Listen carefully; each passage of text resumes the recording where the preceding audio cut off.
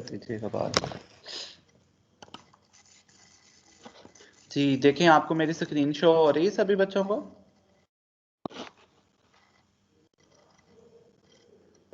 No sir. हाँ sir.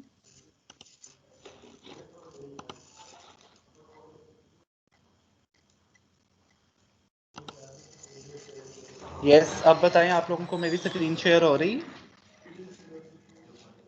Yes sir. Yes sir. Last lecture में हम लोगों ने देखा था सिंजिंग, क्रॉपिंग, ब्रशिंग, और उसके बाद हमने जो है वो डी साइजिंग का इंट्रोडक्शन देखा था कि what is D sizing, D sizing किन फैब्रिक्स के लिए यूज़ होती है, डी साइजिंग का क्या पर्पस होता है और डी साइजिंग के क्या जो है वो ऑब्जेक्टिव्स होते हैं। ये हमने चीज़ें जो है वो लास्ट लेक्चर में कवर कर ली थी। ठीक है, हमने बताया था कि हम लोग डी साइजिंग जो है वो सिर्फ वोवन फैब्रिक्स के ऊपर अप्लाई करते हैं। और क्यों वोवन फैब्रिक्स के ऊपर अप्लाई करते हैं? क्योंकि हम लोगों ने साइजिंग ही सिर्फ वीविंग वोवन फैब्रिक्स की होती है, जबकि हम लोगों ने निटेड फैब्रिक्स की नहीं होती, क्योंकि उनकी स्ट्रेंथ इस काबल होती है कि वो जो निटिंग की मशीन है उसको बियर कर सकती हैं। और उसके बाद जो है वो क्या है कि हम लोग जो है डी साइजिंग के मैंने आपको डिफरेंट मेथड्स बताए थे और डी साइजिंग के मैंने आपको डिफरेंट मटेरियल्स बताए थे। अगर हम स्टूडेंट्स डी साइजिंग के डिफरेंट मेथड्स को देखें तो एक हाइड्रोलिटिक मेथड है, एक हमारे पास ऑक्सीडेटिव मेथड है और एक हमारे पास नोवेल मेथड है। ठीक है, इनको हम लोग आज जो है वो पढ़ेंगे। हाइड्रोलिटिक मेथड क्या होता है, किन फैब्रिक्स के लिए अप्लाई होता है, क्या एडवांटेजेस हैं, क्या डिसएडवांटेजेस हैं। उसके बाद ऑक्सीडेटिव मेथड्स के बारे में पढ़ेंगे और उसके बाद हम लोग जो है वो नोवेल मेथड के बारे में पढ़ेंगे। सबसे पहले हम लोग देख लेते हैं इंजाइमेटिक डिसाइजिंग, जो कि हमारी किस कैटेगरी के अंदर लाई कर रही है पहले ही, और हाइड्रोलिटिक में। तो हम लोग देखते हैं कि इंजाइमेटिक डिसाइजिंग क्या होती है, क्या ये इसका पर्पस है, कैसे ये वर्क करती है। तो इंजाइमेटिक डिसाइजिंग क्या होती है? इंजाइम वर्ड से एक निकला है। इंजाइम क्या है? एक ग्रीक वर्ड होता है जिसका मतलब क्या है? यीस्ट। ठीक है, एक ग्रीक वर्ड है और जिसका मतलब क्या है? यीस्ट। अब इसके नेम से जाहिर है कि इसमें हमने जो डिसाइजिंग करनी है वो इंजाइम से करनी है। ठीक है, इंजाइम जो है ये इज समथिंग लाइक कि ये बायोकैटलिस्ट है। बायोकैटलिस्ट का मतलब ये है कि ये दूसरे मटेरियल्स के साथ रिएक्ट करता है और उनको इस काबिल बना देता है कि वो पानी में सॉल्युबल हो जाए। जब वो चीज़ पानी के अंदर सॉल्युबल हो जाएगी तो वो इजीली बाद में रिमूव हो जाएगी। ठीक है, नीचे इसकी लिखी हुई है। अगर ये क्वेश्चन आए पेपर में कि व्हाट इज एंजाइम, तो आपने लिखना है these are the biocatalyst and classified as protein with higher molecular weight. एक तो ये बायो कैटलिस्ट होते हैं। यस सर, ये पिछला पॉइंट एक दफा दोबारा बता दें कि सोल्यूबल कैसे होते हैं एंजाइम। हाँ, सॉल्युबल इस तरह से होते हैं कि एक तो ये ऑर्गेनिक बायोकैटलिस्ट होते हैं और उसके बाद इनका मॉलिक्यूलर वेट होता है हाई। जब इनका मॉलिक्यूलर वेट हाई होता है तो ये जिस चीज के अंदर सॉल्युबल, स्टूडेंट अपना माइक बंद कर दें।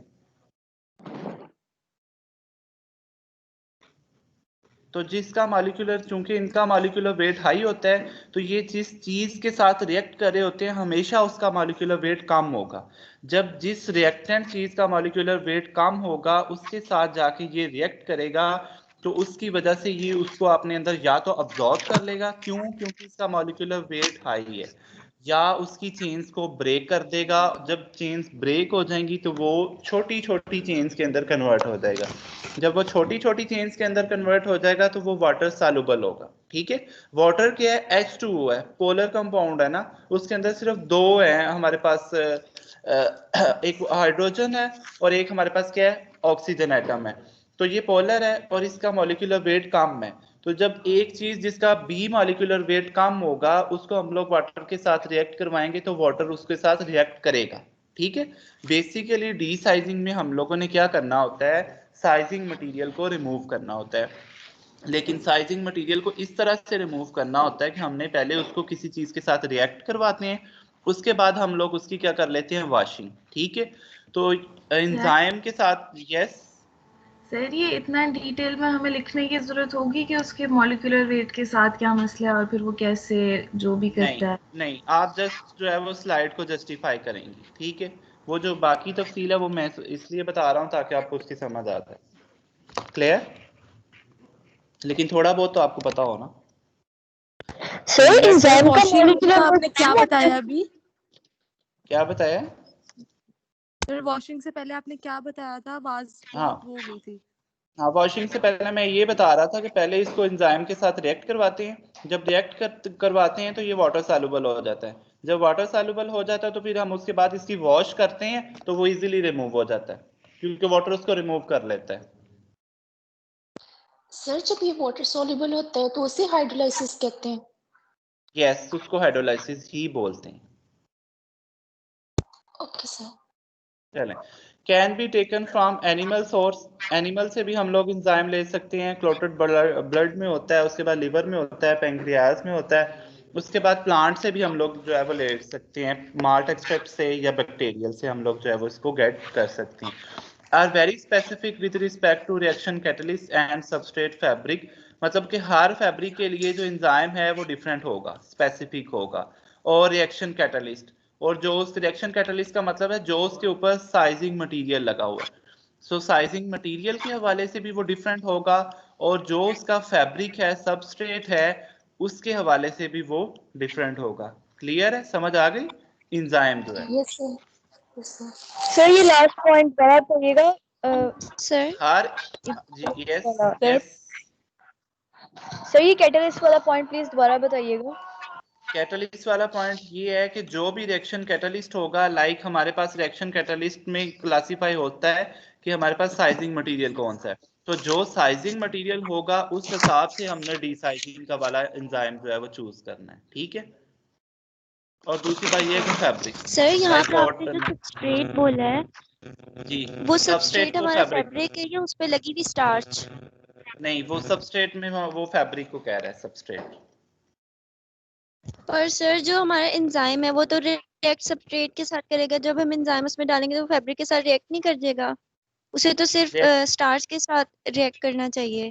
फैब्रिक के साथ कैसे रिएक्ट करेगा? फैब्रिक तो पहले फॉर्म हुआ है, फैब्रिक की तो वीविंग हुई हुई है, फैब्रिक के साथ किस तरह से वो रिएक्ट करेगा? सर मतलब उसको जहाँ पे लेकिन सर जरूरत जो है कैटलिस्ट होता है वो सेट सबस्ट्रेट के करेगा साथ रिएक्ट मतलब। करता है ना। तो फैब्रिक के अंदर ही है ना डीसाइजिंग। डीसाइजिंग उसके यान्स के ऊपर लगा होगा ना, फैब्रिक की सरफेस के ऊपर तो नहीं डीसाइजिंग मटेरियल पड़ा होता। फैब्रिक की सरफेस के ऊपर नहीं बिल्कुल पड़ा होता, फैब्रिक के अंदर होता है, उसके वाप यान से। और आपको पता है वाप यान इंटरलेस जब होते हैं तो वो नीचे से भी गुजरते हैं वेफ्ट के, और ऊपर से भी गुजरते हैं। तो ये फैब्रिक की हर सरफेस के ऊपर नहीं होगा, फैब्रिक के इनर साइड पे भी ये लगा हुआ होगा। क्लियर? चलें, नेक्स्ट हम पढ़ते हैं इंजाइमेटिक डिसाइजिंग। इंजाइमेटिक डिसाइजिंग में हम लोग, आपको पता है, इंजाइम यूज करते हैं। अब वो बता रहा है कि कौन से साइजिंग मटेरियल के लिए हम लोग कौन सा इंजाइम यूज करेंगे। लाइक वो बताता है enzyme for starch are called amylase. अगर उसके ऊपर बच्चों स्टार्च लगा हुआ है तो उसके लिए जो है वो हम लोग इंजाइम यूज करेंगे, वो अमाइलेज होगा। क्लियर है? जो कि मिक्सर होता है अल्फा और बीटा का, और जिसको नेम्ड आफ्टर अमाइलोज इन स्टार्च। जिसको हम लोग मिक्सर के बाद हम लोग जब वो स्टार्च के साथ लगता है तो हम लोग उसको अमाइलोज बोलते हैं। मतलब ये कि अगर हमने फैब्रिक की सरफेस के ऊपर स्टार्च लगाया हुआ है साइजिंग मटेरियल, तो उसके लिए जो डी साइजिंग के लिए इंजाइम यूज करेंगे वो अमाइलेज होगा।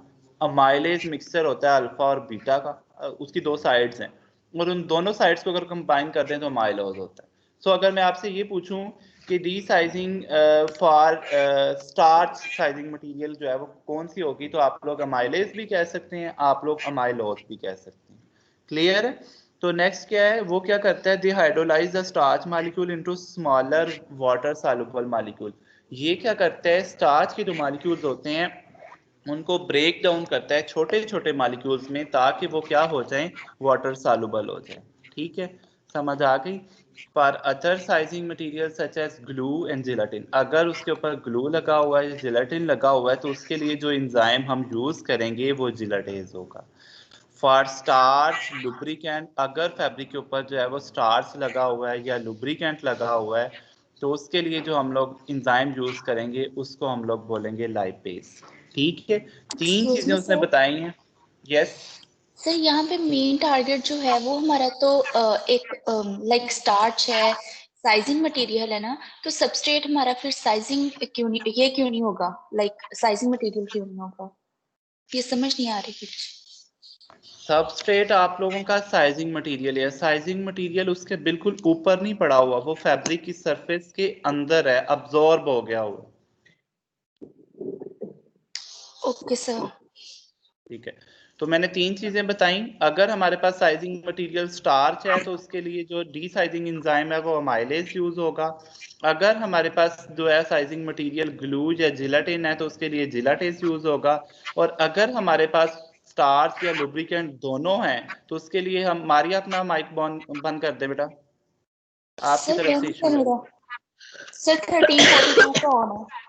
42 अपना माइक बंद कर दें। 1342 कौन है ये? फातिमा, ये मेरा ख्याल लेक्चर के दौरान कहीं चली गई हैं, अब उन्होंने माइक बंद किए। ठीक है, उसके बाद जो है वो हम लोगों के अगर दोनों का मिक्सचर है तो लाइपेज यूज करते हैं। और मैकेनिज्म क्या है कि स्टार्च जो है वो उसको हाइड्रोलाइज करता है, मतलब कि सॉरी एंजाइम जो है उसको हाइड्रोलाइज करता है, स्टार्च के मॉलिक्यूल्स को छोटे छोटे मॉलिक्यूल्स में तोड़ देता है। जब वो टूट जाते हैं तो वो वाटर सॉल्युबल हो जाते हैं। जब वो वाटर सॉल्युबल हो जाते हैं तो वो इजीली बाद में रिमूव हो जाते हैं। ये बात क्लियर हो गई। सर अब ये जो हम बाकी 2 टाइप्स हैं एंजाइम्स वाली, इसमें भी हाइड्रोलाइज ही हो रहे हैं? बिल्कुल इसी तरह इसका मैकेनिज्म सेम है, उसको हाइड्रोलाइज करता है, उसको छोटे छोटे मॉलिक्यूल्स में ब्रेक डाउन करता है और बाद में उसको वाटर सॉल्युबल बनाता है और बाद में उसको रिमूव कर लेता है।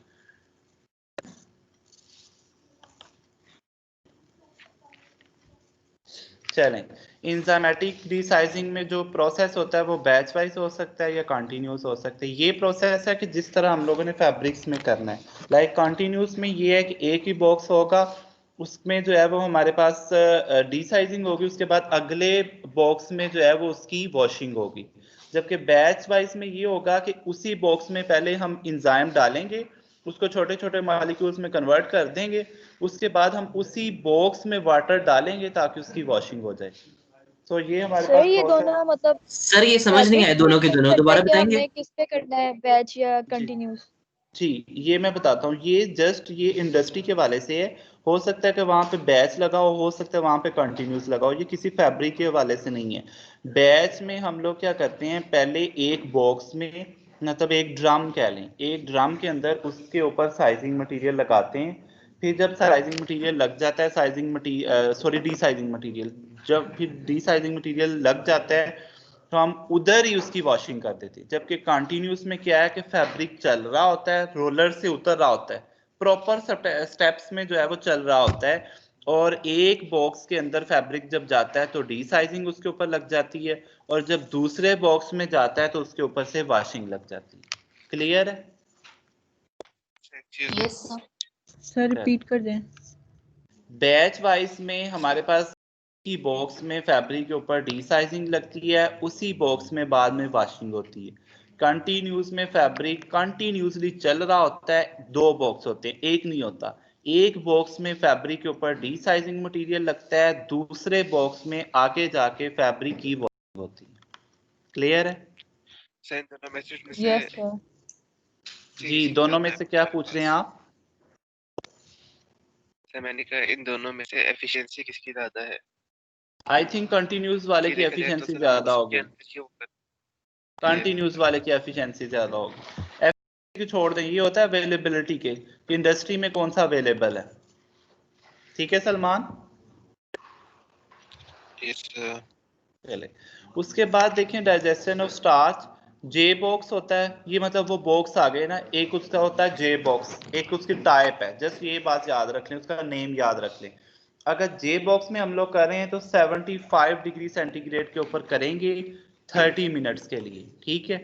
अगर स्टीमर में हम लोग कर रहे हैं तो 30 से 60 सेकंड के लिए सिर्फ करेंगे, क्योंकि उसमें स्टीम भी आ रही होती है, तो उसमें ज़्यादा टाइम की जरूरत नहीं है। अगर हम बैचिंग, वो भी एक बॉक्स है, उसके अंदर हम लोग करेंगे तो 8 से 16 घंटे के लिए हम लोग जो है वो फैब्रिक का प्रोसेस करेंगे। आपने जस्ट बॉक्स के नेम याद रखने हैं और इनका ये जो टाइम पीरियड है ये याद रखना है। Removal of the digestive product from the fabric with the hot wash. उसके बाद जो डाइजेस्टिव प्रोडक्ट है उसको हम किस तरह रिमूव कर लेते हैं, उसकी हॉट वॉश करते हैं। हॉट वॉश का मतलब है कि गर्म पानी से ट्रीट करते हैं। गर्म पानी से इसलिए ट्रीट करते हैं क्योंकि गर्म पानी से जो फैब्रिक है वो ज्यादा निखरता है, घरों में भी आप लोग जो है वो वॉशिंग करें, अगर एक कूल वाटर से करें और एक हॉट वाटर से करें तो आप देखेंगे। यस सर ये टेम्परेचर वाला पॉइंट जो है वो दोबारा बता दें। जे बॉक्स के अंदर जो टेम्परेचर रखना है वो 75 डिग्री सेंटीग्रेड रखना है 30 मिनट्स के लिए। स्टीमर में टेम्परेचर नहीं दिया हुआ, सिर्फ टाइम बताया हुआ है कि 30 से 60 डिग्री सेंटीग्रेड। जब उसका नाम ही स्टीमर है ना, इसका मतलब उसमें टेम्परेचर काफ़ी ज़्यादा होगा, ऑब्वियसली 100 तक होगा। और बैचिंग के अंदर भी टेम्परेचर नहीं बताया हुआ, सिर्फ ये बताया हुआ है कि 8 से 16 आवर्स तक हम लोग उसके अंदर रखते हैं। सर तो ये जो जे बॉक्स है ये बैच वाइज में यूज होता है या कॉन्टिन्यूज में? ये दोनों में यूज हो सकते हैं, जस्ट आप इनके नाम याद रख लें। क्लियर है? तो रिमूवल ऑफ डाइजेस्टेड प्रोडक्ट को मैंने आपको बताया कि बाद में हम लोग उसकी करते हैं हॉट वाश। हॉट वाश क्यों करते हैं? क्योंकि गर्म पानी से जो है वो फैब्रिक ज़्यादा निखरता है। ठीक है, हम लोग घरों में भी अक्सर फैब्रिक वॉश करने के लिए हॉट वाश यूज़ करते हैं अगर उसके ऊपर काफ़ी हैवी स्टेन लगे हुए हैं। ये बात भी हो गई। उसके बाद देखिए एंजाइमेटिक डिसाइजिंग में उसने बताया एक्टिविटी ऑफ एंजाइम जो है वो डिपेंड कर रही होती है आपका टाइम, कि आपने कितने टाइम के लिए एंजाइम में रखा है, टेम्परेचर कितने टेम्परेचर के लिए रखा है। ऑब्वियसली अगर आप ज़्यादा टाइम के लिए बच्चों रखेंगे तो वो ज़्यादा अच्छी डिसाइजिंग होगी। इसी तरह टेम्परेचर में अगर हम ज़्यादा टेम्परेचर पर उसकी डिसाइजिंग करेंगे तो ज़्यादा अच्छी डिसाइजिंग होगी। पीएच भी बैलेंस होनी चाहिए, क्योंकि अगर एसिडिक पीएच होगी तो हो सकता है फैब्रिक के ऊपर जो है वो स्टेन्स आना शुरू हो जाएंगे। जस्ट आप सिर्फ पीएच का याद रख लें। और कंसंट्रेशन का मतलब है कि एंजाइम कितना डाला है। अगर आपने एंजाइम ज़्यादा डाला होगा तो वो ज़्यादा अच्छी डिसाइजिंग होगी। फैब्रिक वॉश करने के लिए अगर आप सर्फ जो है सर्फ यूज़ करते हैं ना, अगर सर्फ ज़्यादा यूज़ करेंगे उसकी कंसंट्रेशन, तो फैब्रिक अच्छा जो है वो वॉश होगा। इसी तरह टाइम है, अगर आप वॉशिंग मशीन के अंदर फैब्रिक जो है वो ज़्यादा देर के लिए वॉश करेंगे तो वो ज़्यादा अच्छा वॉश होगा। टेम्परेचर है, अगर आप पानी का टेम्परेचर ज़्यादा रखेंगे तो फैब्रिक ज़्यादा अच्छा वॉश होगा। सो इन सारी चीज़ों के अंदर जो है वो उसका रिलेशन जो है वो डायरेक्ट बन रहा है कि अगर टाइम, टेम्परेचर और कंसंट्रेशन ज़्यादा होगी। अपना माइक ऑन ऑफ करें स्टूडेंट, तो उसमें जो है वो हमारे पास जो है वो डिसाइजिंग भी उसकी अच्छी होगी। These enzymes are only active within a specific range of pH and temperature. वो ये बात कह रहे हैं कि ये सिर्फ एक स्पेसिफिक रेंज ऑफ टेम्परेचर और पीएच के ऊपर ही एक्टिव होते हैं। किसका माइक ऑन है? सर 1293 आपका था ना ऑन, कुछ ख्याल कर लिया है? सर मैं पूछ रही थी कि ये सारी चीजें जो है वो फैब्रिक टू फैब्रिक वेरी करती हैं या हमारी अपनी मर्जी होती है टाइम और जी टेम्परेचर? बिल्कुल, ये फैब्रिक टू फैब्रिक वेरी करेंगी, लेकिन हम फैब्रिक की डेप्थ में नहीं जाएंगे, हम जस्ट प्रोसेस को देख रहे हैं। क्लियर? जी सर। चलिए अब अपना माइक ऑफ कर।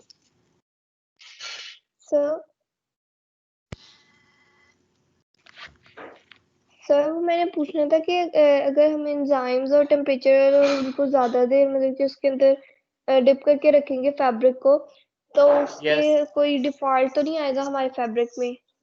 नहीं, कोई डिफॉल्ट नहीं आता, क्योंकि उसके बाद वो वॉश हो जाता है। Okay sir.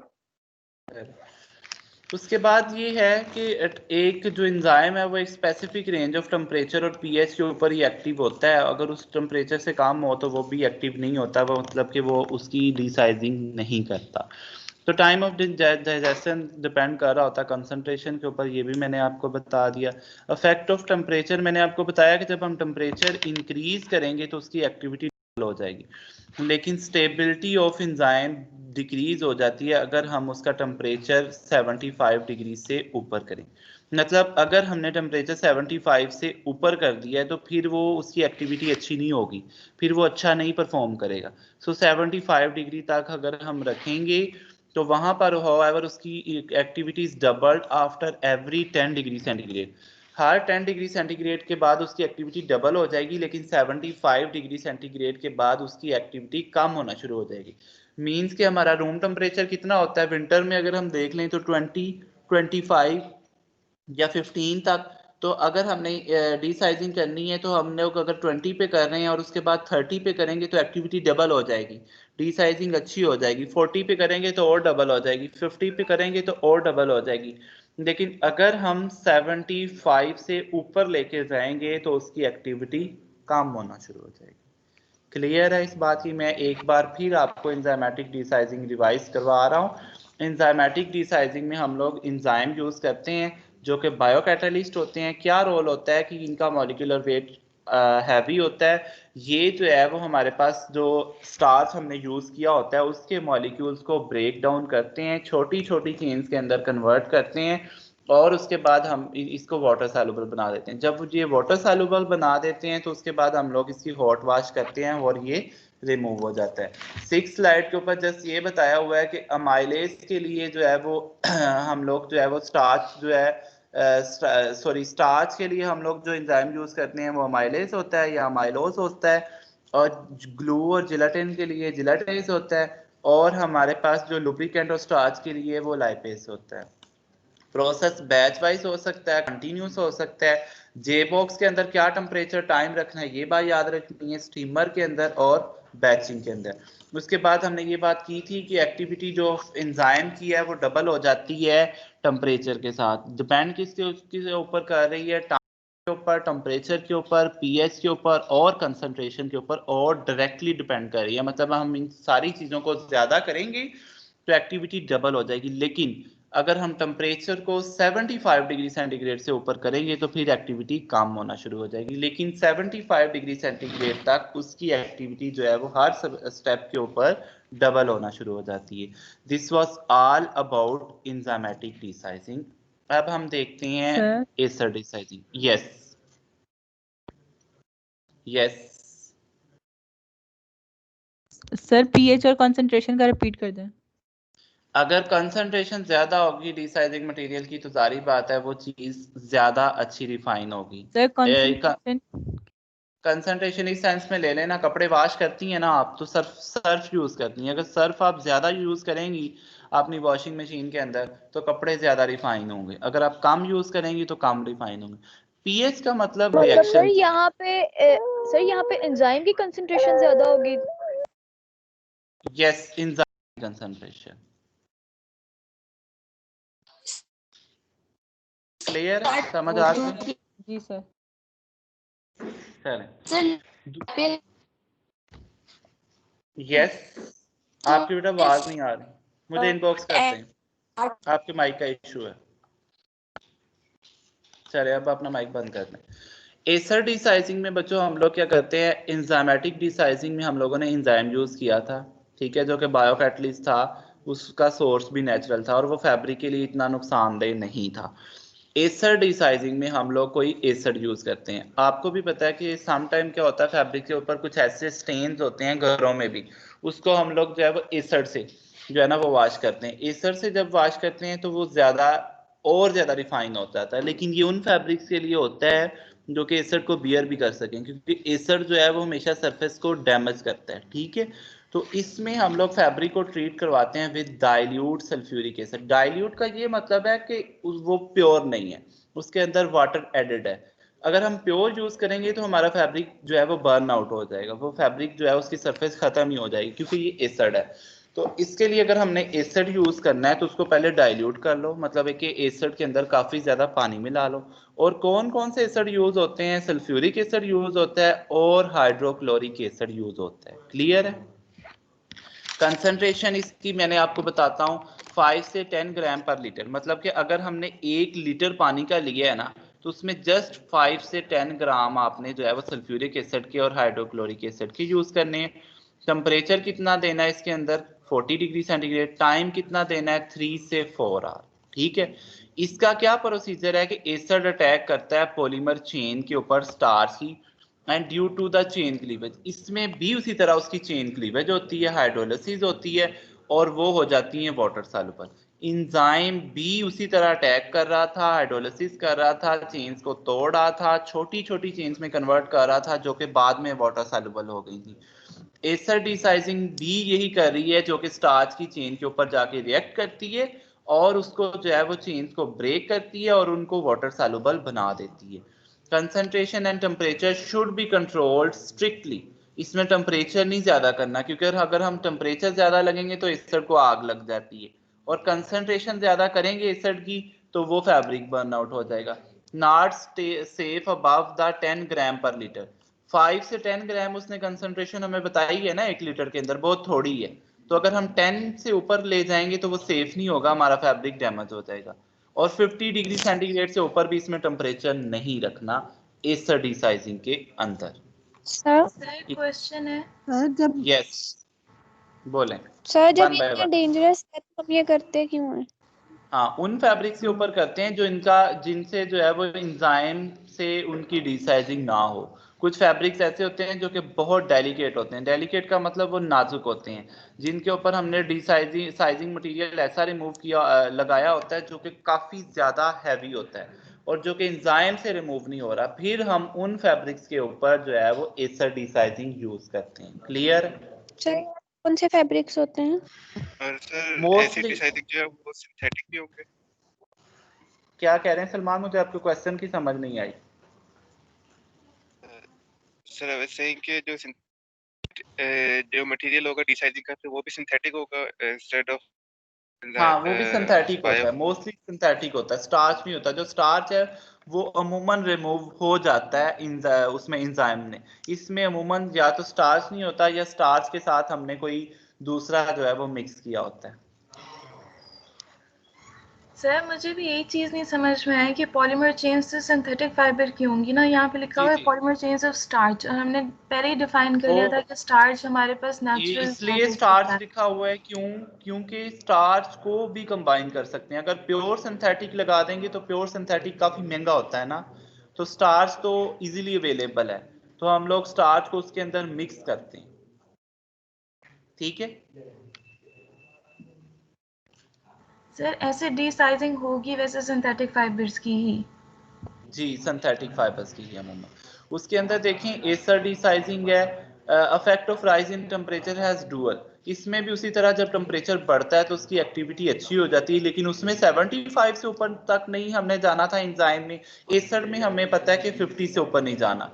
तो अगर हम 50 तक जाएंगे तो हर 10 डिग्री सेंटीग्रेड के ऊपर जो है वो रिएक्शन का रेट डबल हो जाएगा 50 तक। ठीक है, fabric should not be dried otherwise hydrocellulose will be form. फौरन उसको ड्राई नहीं करना, जब ये कर लेना। क्यों? क्योंकि हाइड्रोसेलुलोज बन जाते हैं। जब हाइड्रोसेलुलोज बनते हैं तो हमारे पास फैब्रिक डैमेज हो जाता है।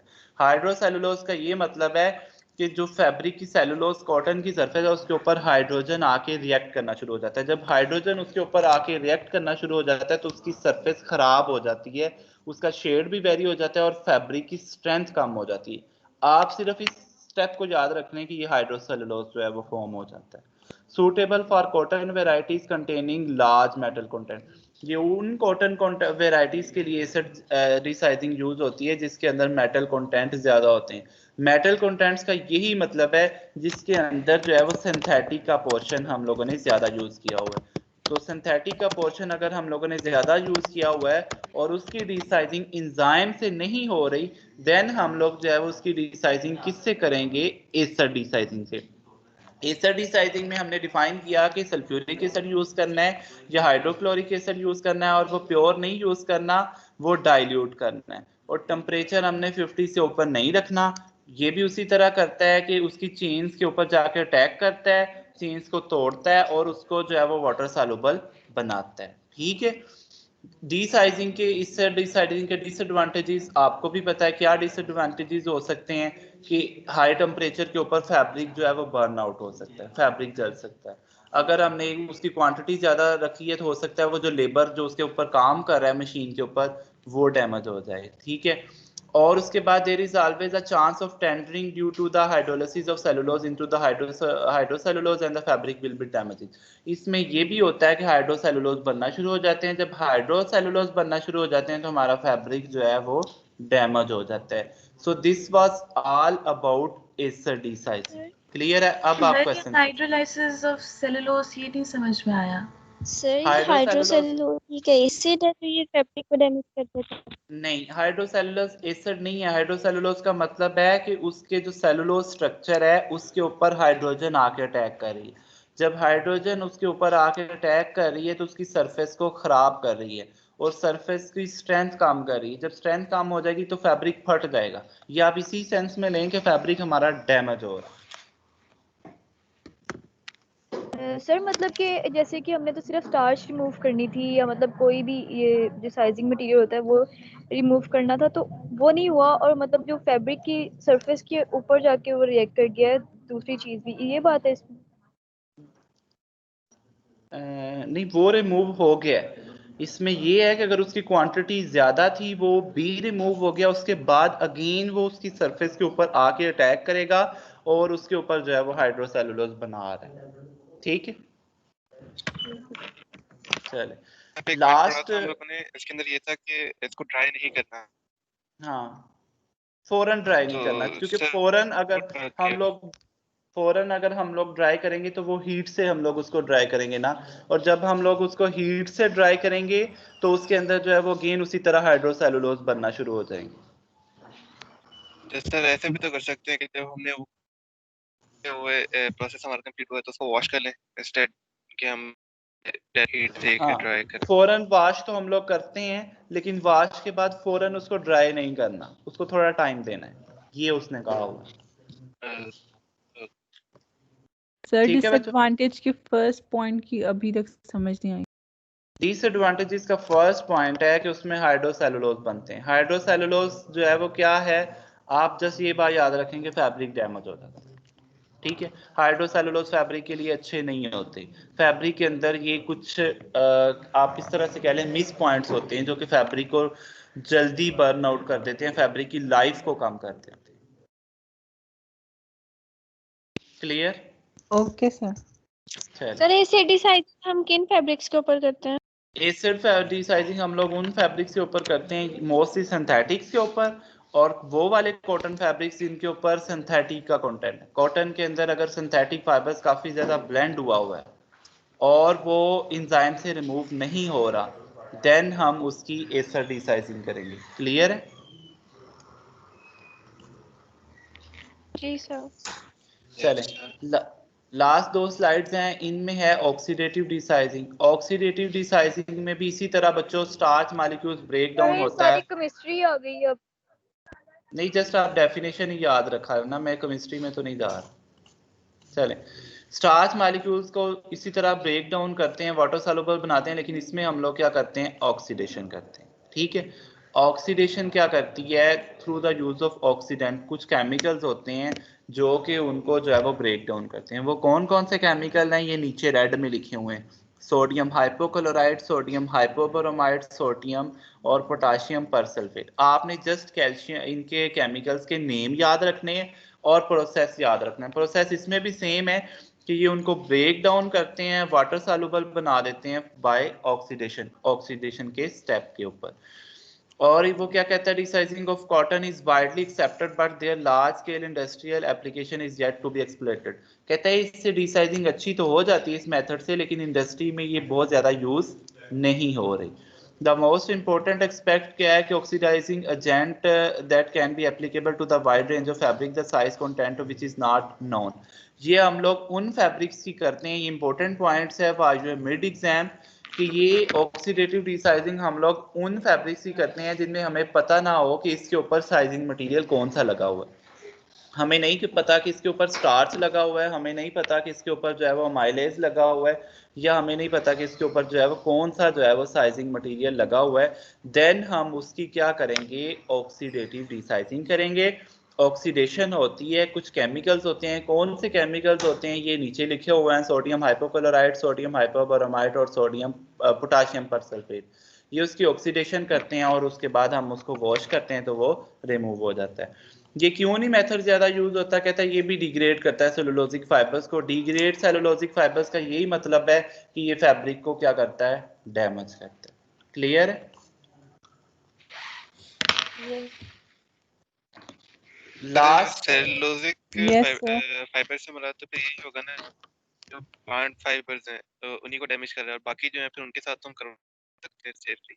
हाँ, सेलुलोजिक को इसलिए डैमेज करता है ना, जो हमारे पास बच्चे सिंथेटिक होते हैं, जितने भी पॉलिस्टर, नायलॉन वगैरह, ये तो इजीली डैमेज नहीं होते क्योंकि इनकी तो स्ट्रेंथ भी ज्यादा होती है और ये इजीली ऑक्सीडाइज भी नहीं होते। हमारे पास ऑक्सीडाइजिंग हमेशा नेचुरल फाइबर्स होते हैं।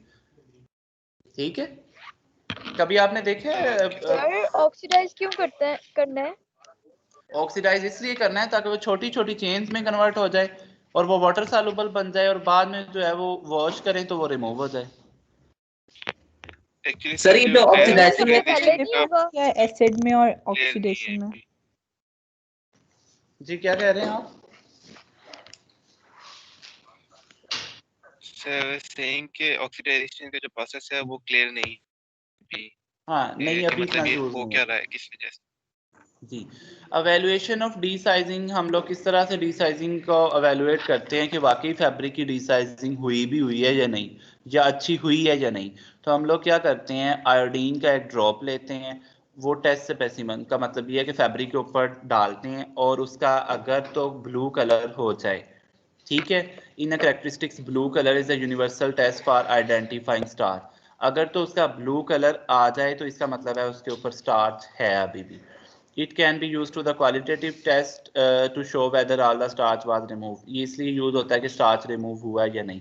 तो अगर एब्सेंस ऑफ ब्लू कलर है, अगर ब्लू कलर नहीं आया तो इसका क्या मतलब है कि स्टार्च जो है वो रिमूव हो गया।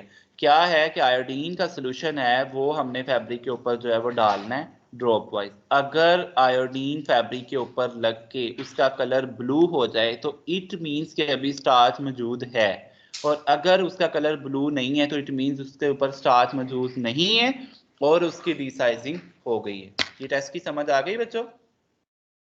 सर नहीं आपकी आवाज कट गई थी, दोबारा बता दीजिए। ऑक्सीडाइजिंग की नहीं समझ आई, बाकी इसकी आ गई। ऑक्सीडाइजिंग क्या करता है, उसकी ऑक्सीडेशन करता है। ऑक्सीडेशन तो का ये पता लग गया वो क्या करता है। मैं ये कह रही हूँ कि मतलब जो हमने पहले वाला प्रोसेस किया वो भी डीसाइजिंग था, ठीक है, मतलब कि उसको वाटर सोल्यूबल बना के हम लोग करते थे। तो इसको अब नए तरीके से हम ऑक्सीडाइजिंग एजेंट के साथ क्यों कर रहे हैं, मतलब कि ऑक्सीडाइजिंग एजेंट जो है वो उसके ऑक्सीडेशन साइड पे जाके रिएक्ट करता है, ठीक है, जस्ट इसमें ये फर्क है। सर मींस हम लोग इंटरनल स्ट्रक्चर नहीं पढ़ रहे, लाइक उसका क्या कहते हैं हाँ हम इसीलिए मैं उसकी डीप नहीं जा इसीलिए रहा। हमारा शायद मिक्स हो रहा है कि मतलब हम ऑक्सीडाइजिंग क्यों कर रहे हैं, कभी हम लोग दूसरी चीज करने लगे, वो शायद मे बी इसलिए। लेकिन आप इन स्लाइड्स को पढ़िएगा, मैंने ये ग्रुप में अपलोड वैसे की भी हुई हैं, तो ये बहुत इजी है, कोई इशू नहीं है। एवेल्युएशन में जस्ट ये है कि आयोडीन का सोल्यूशन उसके ऊपर आप लोगों ने डालना है। जब आप आयोडीन का सोल्यूशन उसके ऊपर डालेंगे तो अगर तो ब्लू कलर आ गया तो इसका मतलब डीसाइजिंग नहीं हुई, और अगर ब्लू कलर नहीं है तो इसका मतलब डीसाइजिंग हो गई है। लास्ट जो है वो लाइन में वो कहता है इंटेंसिटी ऑफ कलर क्या बताती है कि कितना रह गया। मतलब अगर डार्क ब्लू आएगा तो इसका मतलब कि इसके ऊपर बहुत ज्यादा डिसाइजिंग जो है वो नहीं हुई, इसके ऊपर तो बहुत ज्यादा साइजिंग मटेरियल रहता है। तो अगर बिल्कुल लाइट सा ब्लू कलर आया है तो इसका ये मतलब होगा कि काफी ज्यादा चीजें रिमूव हो गई हैं, जस्ट थोड़ा बहुत कंटेंट उसके ऊपर रह गया। क्लियर है सर? ये ऑक्सीडेटिव डीसाइजिंग किन फैब्रिक्स की करते हैं? ऑक्सीडेटिव डीसाइजिंग उन फैब्रिक्स की करते हैं जिनका हमें पता नहीं है कि इसके ऊपर कौन सा जो है वो साइजिंग मटेरियल लगा हुआ है, लाइक स्टार्च लगा हुआ है या कोई और लगा हुआ है। स्टार्च की तो इजीली आइडेंटिफिकेशन हो जाती है ना, हमें पता होता है।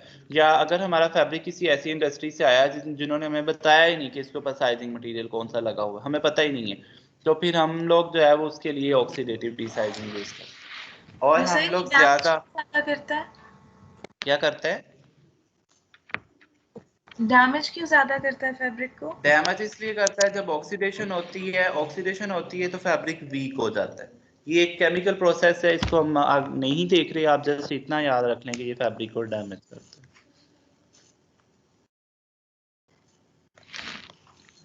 है। यस सर अमाइलोज और अमाइलेज से हमारा स्टार्च रिमूव हो रहा है, बट उसी से तो उसका स्ट्रक्चर बना हुआ है, तो वो उससे रिमूव कैसे होगा? मुझे आपके क्वेश्चन की समझ नहीं आई, फिर बोलें। सर अमाइलेज एंड अमाइलोज के साथ हम स्टार्च को रिमूव कर रहे हैं, डिसाइजिंग कर रहे हैं। यस और स्टार्च का स्ट्रक्चर भी तो इसी पे कंसीडर करता है कि इसी के अंदर अमाइलोज भी होता है और अमाइलेज भी, तो वो सेम चेन को कैसे रिमूव करेगी? वो उसकी जो सेम चेन के ऊपर जाके रिएक्ट करेगा, जब वो रिएक्ट करेगा तो चेन हैवी हो जाएगी। चेन हैवी होती है तो उसकी एक साइड से टूटना शुरू हो जाती है और वो एयर की ऑक्सीजन के साथ जाके रिएक्ट करना शुरू हो जाती है। जब वो रिएक्ट करना शुरू हो जाती है तो वो सारी की सारी चेन को तोड़ देती है। ये इसका केमिकल प्रोसेस है जो कि मैंने इतना डीप में नहीं किया, आपको जस्ट ये बता दिया कि वो इस तरह करता है। क्लियर है? Okay sir. चले अब जस्ट 3 मिनट्स मुझे दें, उसके बाद मैंने आपसे जो है ना वो ब्रीफिंग करनी है, अदर देन लेक्चर में आप भी आया, ठीक है? इधर ही रहिएगा सभी स्टूडेंट्स, उसके बाद अटेंडेंस भी मार्क करनी।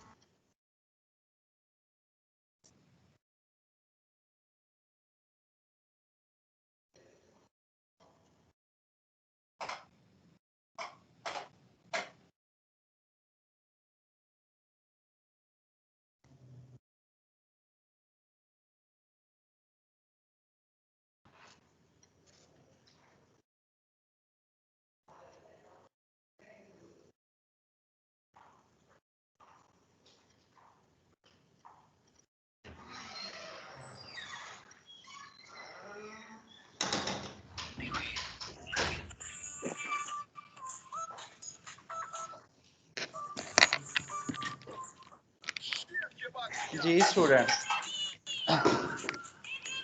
ये किसने माइक ऑन किया हुआ है?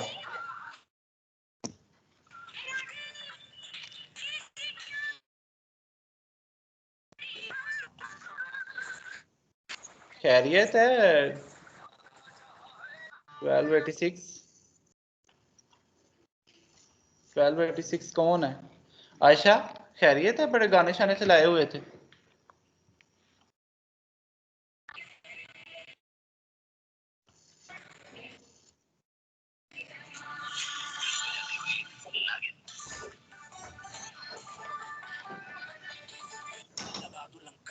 सर ये किसी और का ही है। किसका है ये?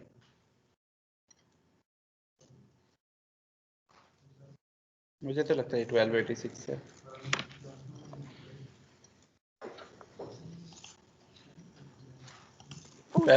नहीं।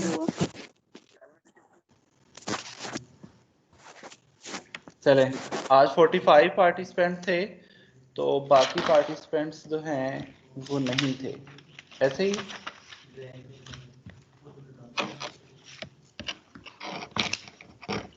अब आप मुझे ये बात बताएं कि डॉक्टर कशफ की सिस्टर कौन है इनमें से? सर वो सर ज्वाइन किया, ऑनलाइन नहीं है। क्या नाम है उसका?